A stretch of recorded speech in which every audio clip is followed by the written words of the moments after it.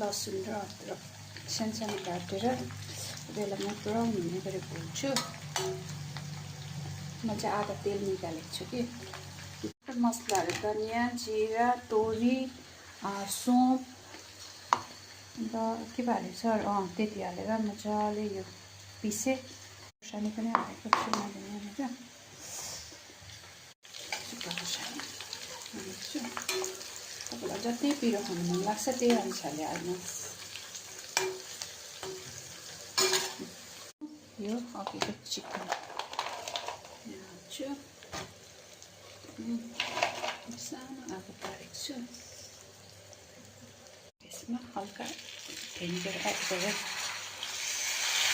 अघि मासुमा पनि हाल्नु थालेको छु। भिनेगर एड गरेर फेरि यसलाई अचारको फाइनल लुक हेर्नुहोस्। अब यसलाई चिसो हुन छोड्दिने हो। त्यहाँदेखिको चाहिँ बयममा हालेर राख्छु। कति दिन पुग्छ है। मेरो अचार चाहिँ एकदम रेडी भयो कन्टेनरमा हाल्नुको लागि। यहाँ हेर्नुहोस् है कस्तो राम्रो देख्दैछ। कन्टेनर पनि रेडी पारेँ धुइँदै पारेर। मेरोमा चाहिँ बोतलको थिएन नि त, त्यही भएर म प्लास्टिकमा स्टोर गर्न आँटेको।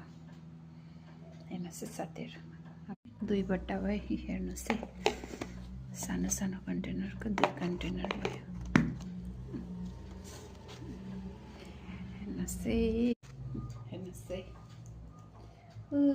कस्तो राम्रो भयो अचार।